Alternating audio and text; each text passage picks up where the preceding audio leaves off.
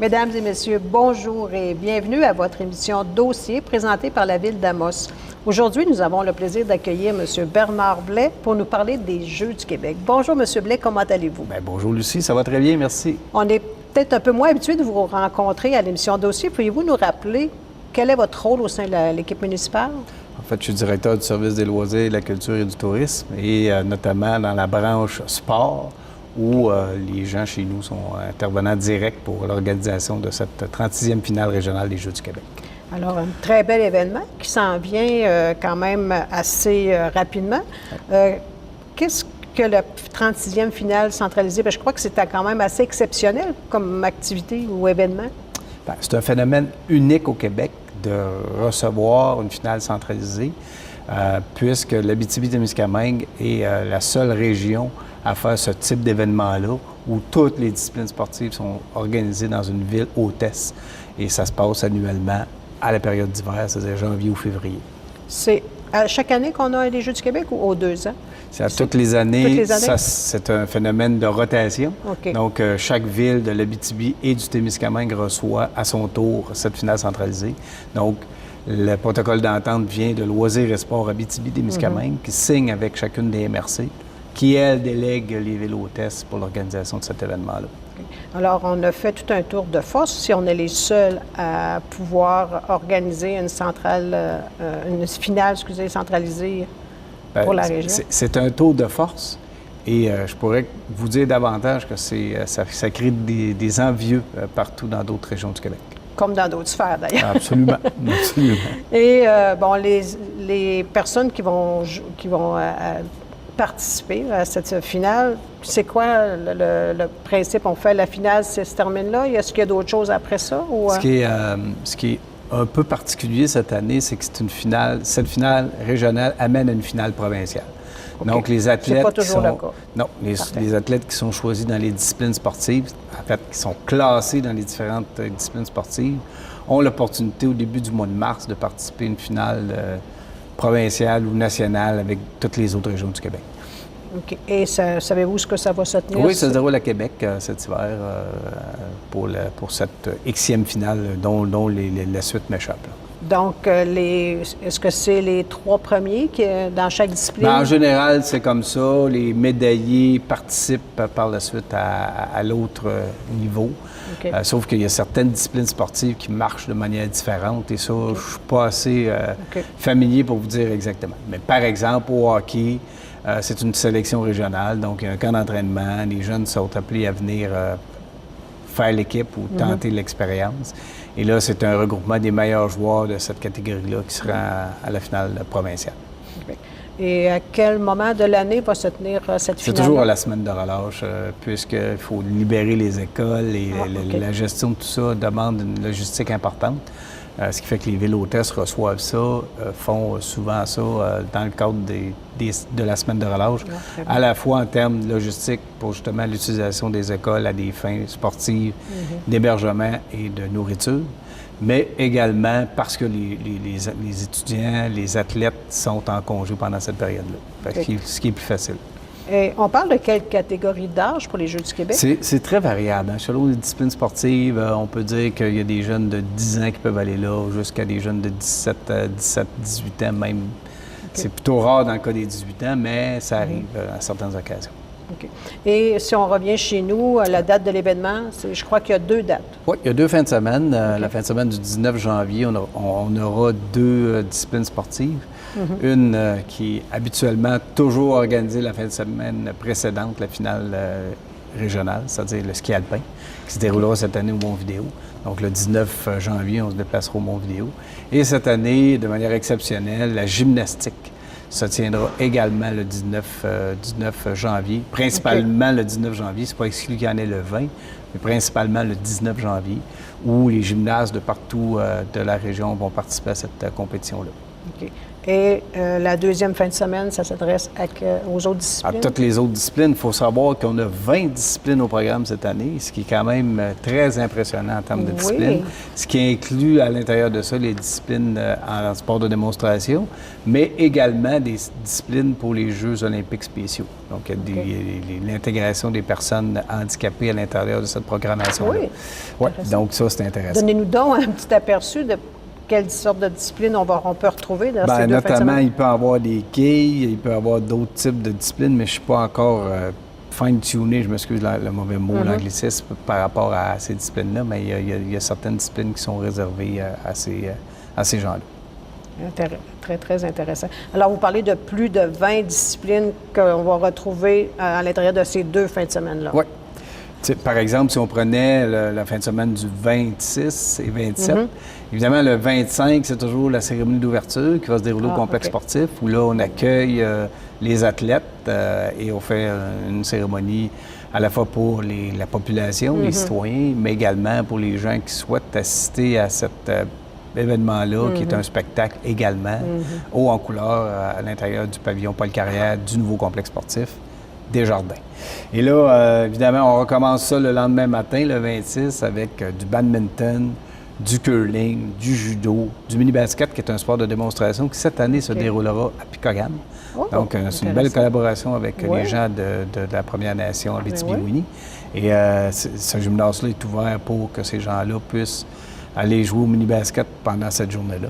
Le patinage artistique au complexe sportif, le plongeon, les quilles, comme je vous expliquais, en Jeux du Québec spéciaux, et le ski de fond qui, lui, se déroule dans nos magnifiques sentiers du Camp du Domaine. Donc, c'est la programmation du samedi 26 janvier qui est déjà établie. Et oui, en gymnase, à l'extérieur, vous voyez aussi qu'on a des disciplines sportives présentées, notamment le ski de fond qui se déroule à l'extérieur. Il y a le 27, évidemment, encore on continue avec le curling qui est sur 2 jours. Le futsal. Le futsal, c'est du soccer intérieur qu'on a adapté pour... ça, c'est une discipline ordinaire? Oui, le futsal est une discipline reconnue qui va aussi se dérouler en principe. Ça ne doit pas faire bien des années. Non, ça date me semble que c'est pas, mais il y a un paquet de disciplines sportives qui apparaissent au cours des dernières années. Bref. L'haltérophilie, le karaté, la nage synchro, les quilles, le tennis de table et l'ultimate frisbee qui se déroule aussi à la polyvalente de la Forêt. En fait, oui, c'est ça, à l'école secondaire d'Amos, mais pavillon polyvalente de la Forêt. Et j'ai aussi pris hier un courriel qui disait que le sauvetage sportif sera ajouté à la programmation.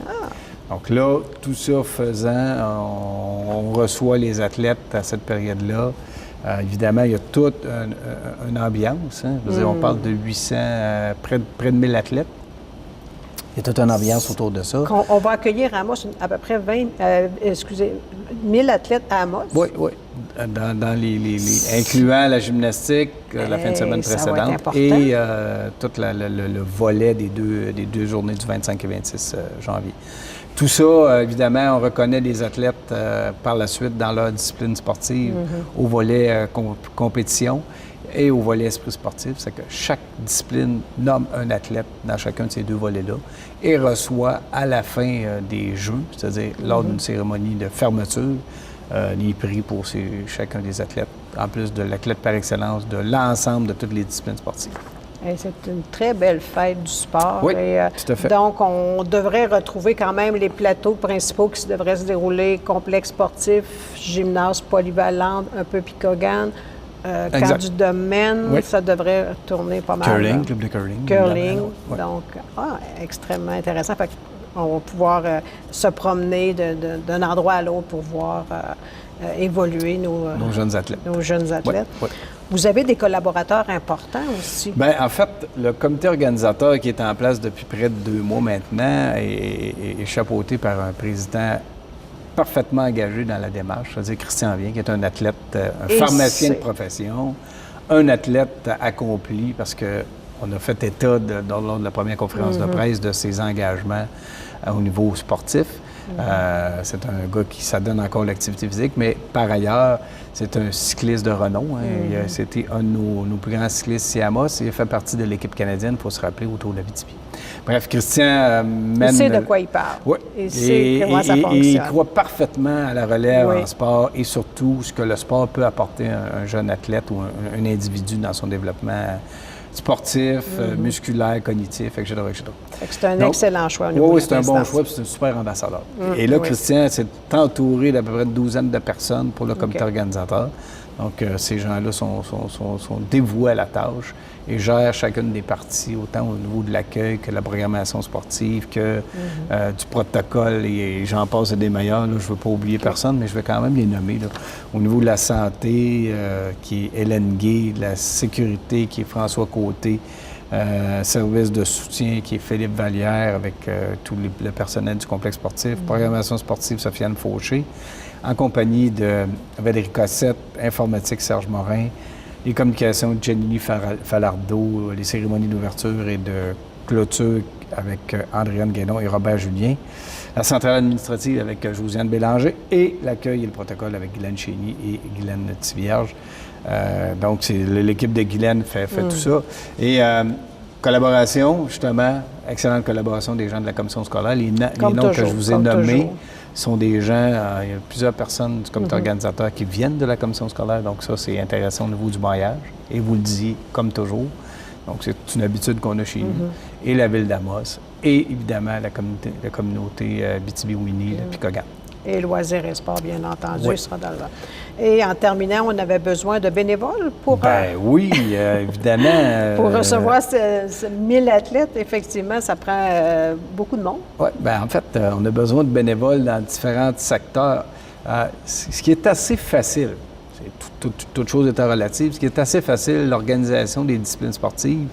Les clubs locaux ont une expertise et sont capables de mobiliser de leurs propres bénévoles dans leur organisation. Donc ça, c'est une problématique qui est moindre un petit peu. Sauf que dans les secteurs plus importants comme la santé, la sécurité, une quantité de bénévoles importants qu'on a besoin au niveau du transport, au niveau des hôtes et hôtesses, du protocole, des cérémonies d'ouverture, ce sont tous des gens qu'on a besoin pour nous aider à l'organisation, encadrer l'événement et s'assurer que tout se passe bien durant cette fin de semaine-là. On connaît bien l'engagement de la population d'Amos et de la MRC d'Abitibi. Ce qu'on leur demande, encore une fois, c'est de faire preuve d'implication, d'engagement auprès des jeunes et de leur communauté. Donc, il y a un formulaire de bénévoles qu'on pourra trouver sur notre page Internet, sur notre site Internet, pour compléter ça. Et les différents responsables de comité que j'ai nommés sont aussi à la recherche de leurs propres bénévoles, mais le même formulaire s'applique pour eux. D'accord. Fait que sous peu, on devrait retrouver ce bénévole. Et si on a des questions ou autre chose, on peut vous rejoindre comment à cette période-ci? Vous pouvez appeler au service des loisirs et de la culture du tourisme au 732-3254, poste 234, qui est mon poste téléphonique, au moins jusqu'au début du mois de janvier. Et par la suite, on vous redirigera certainement vers le complexe sportif, mais ça sera à valider par la suite. OK. Et on peut toujours vous rejoindre aussi par courriel à LCT, Loisirs, Culture et Tourisme, à commercial-amos.québec.